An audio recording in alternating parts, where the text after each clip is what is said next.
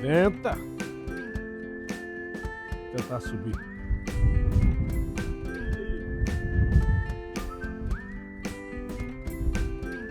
Parte mais alta.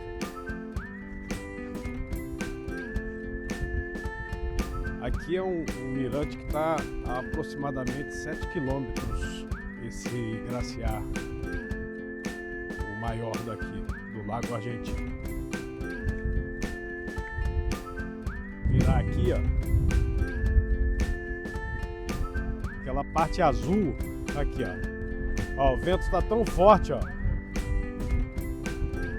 A câmera balança. Olha só. Nossa. Agora sim, o vento tá impossível, né? Olha essa formação de montanhas aqui, ó. As nuvens, ó. É um espetáculo, né? Natureza.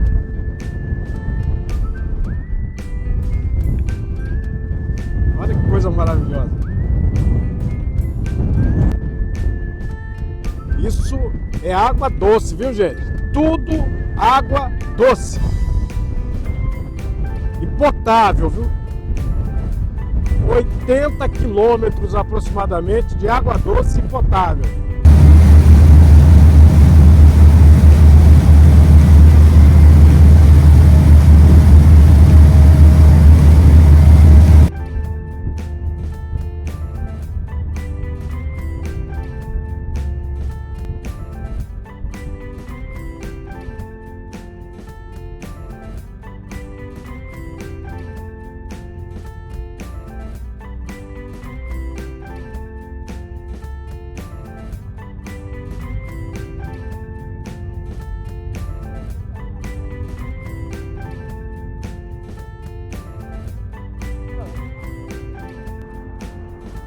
Agora a gente está no navio e visitando os glaciares. É impressionante, né, o tamanho desses pedaços de gelo. O navio está lotado, viu? É gente que só. Vou andando. Porque daqui, ó, eu vou dar de frente, virando. Olha lá. O Lago Argentino ele tem aproximadamente 80 quilômetros. Esse glaciar, que é um dos maiores, teria 6 quilômetros.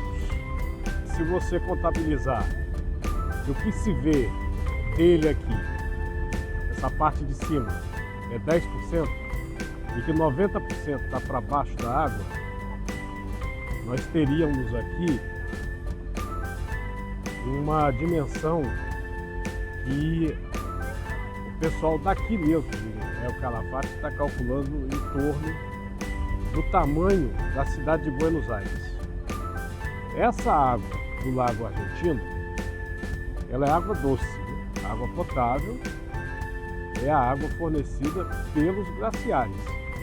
Água que escorre da montanha, vez por outra cai um pedaço, então é água doce. Imagina você a quantidade de água doce, enquanto vários alarmistas falam aí que o mundo teria um grande problema com água doce, né? Mas você imagina a quantidade de água doce potável que nós temos aqui. Só nesse glaciar nós teríamos a dimensão de água doce congelada e potável que se assemelha à cidade de Buenos Aires. E um lago, nós estamos falando de 80 quilômetros de lago com água doce e potável. Aqui nessa região, a água que você bebe é água da torneira. A água vem daqui. Água potável, testada. Uma das primeiras coisas que eu fiz quando cheguei em Calafate foi perguntar se a água eu poderia tomar da torneira. Porque é uma coisa que seria até inacreditável. Nós temos essa quantidade de água gelada, né? e você não ter a possibilidade de tomar água natural. A primeira coisa que as pessoas sentem aqui quando começam a tomar banho com essa água é o cabelo, viu?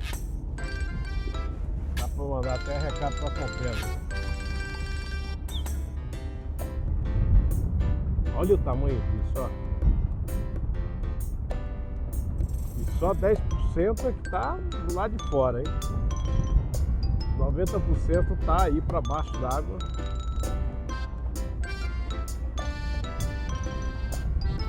Vamos passar por um pedaço de gelo que se desprende, ó. Aqui, ó. E é comum, viu? Não é negócio de aquecimento, nada. Tem nada a ver, isso aí é comum. Desprende pedaço de gelo, até porque por dentro aí dos glaciares é como se tivesse alguns rios.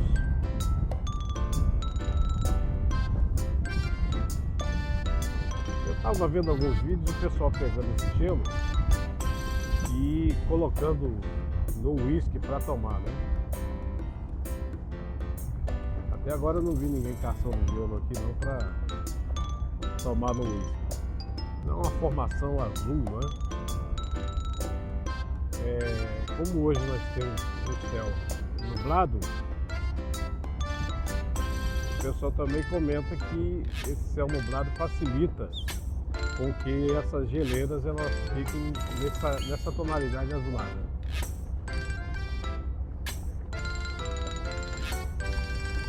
Ao fundo você tem essas cordilheiras.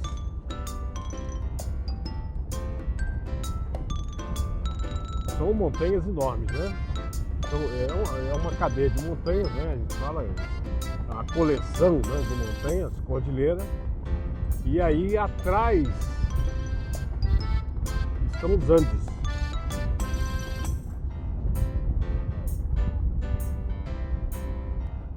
Essa região ela chove mais do que a área central de El Calafate. Mesmo assim a vegetação não é densa. Outro perigo aqui é que a região é gelada, você tem um lago enorme desse, com água doce, mas você tem seca. E por isso há o perigo de incêndio. É uma situação que aqui nesse Parque Nacional eles monitoram constantemente essa possibilidade de incêndio. Eu vou puxar a câmera para mostrar para vocês, ó, aqui subindo, você tem aqui ao lado de onde estamos navegando, esse outro pico, ó, com neve lá em cima. E aqui por trás você tem mais uma cadeia de montanhas.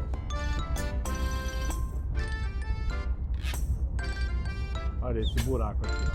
O pessoal fala que aqui é como se fosse um rio. Um rio que passa por dentro da geleira.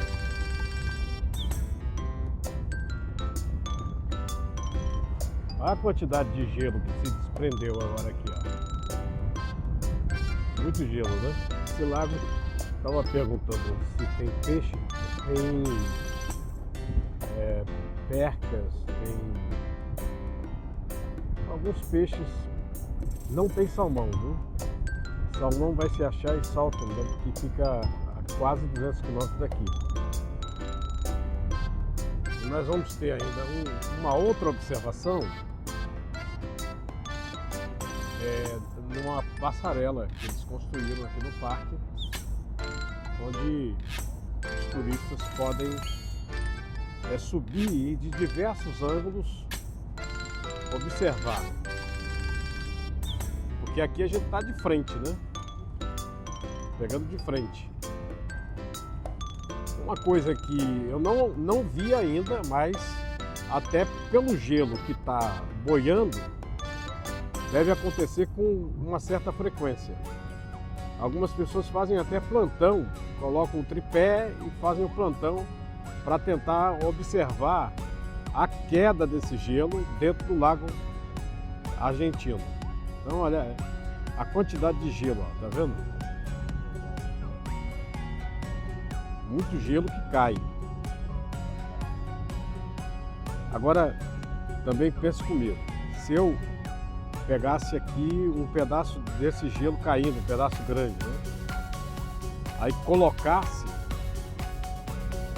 nesse vídeo que era efeito do aquecimento global e fizesse um drama, provavelmente você que está me assistindo, né, e visse aquele gelo caindo e com a minha narrativa de que seria um problema do aquecimento, você iria acreditar que nós estaríamos numa situação muito difícil nesse planeta, né? Mas quando você conhece a situação e sabe que é uma situação real, mas completamente normal e que não é a geleira se desfazendo, não tem nada a ver com o aquecimento, quando você observa isso, é claro que a sua mentalidade sobre essas situações alarmistas que hoje contam para todos nós vai mudar, sua mentalidade modifica. Então muitas vezes eu confronto, quando estou entrevistando sobre essa questão de clima, falo sobre essas questões das geleiras, né? Nós estamos falando aqui dos glaciares, né? Esses pedaços que desprendem são os icebergs, né? Nós temos as situações do calor, do extremo calor, que são as atividades vulcânicas. Então quando você vai entrevistar e você faz esse tipo de confrontamento, falando das diversas nuances da nossa natureza, de como o nosso mundo foi planejado, e eu acredito muito em Deus, por isso que eu acho que foi Ele que fez isso. Então eu acho que todas essas situações alarmistas, elas vão embora. É evidente que dentro de uma situação científica altamente provada, o mundo como nós vivemos hoje, ele já se modificou várias e várias vezes. Então é crível de que o nosso planeta está passando sim por mudança climática, né? Muito mais a ver pelo seu ciclo, que está um chegando ao fim e um novo está começando, e vamos ver como vai ficar o clima a partir de então. Olha só o pedaço, ó, o pedaço de gelo que desprendeu ali, ó. Tá vendo? Enorme, né? Fazia parte de outro bloco maior, né? E olha aqui, juntinho de mim, ó, a gente navegando e os blocos de gelo.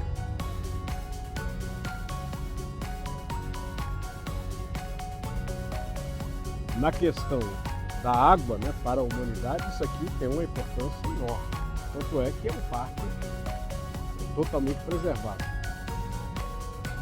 Lembro que esse glaciar, ele tem o tamanho da cidade de Buenos Aires, né? Como se fosse uma São Paulo. É enorme. E o lago também, todo de água doce potável, 80 quilômetros de lago. Imagina a força da natureza, né, para desprender um bloco desse tamanho, porque é como eu afirmei, 10% dele está para cima da água, 90% é embaixo da água.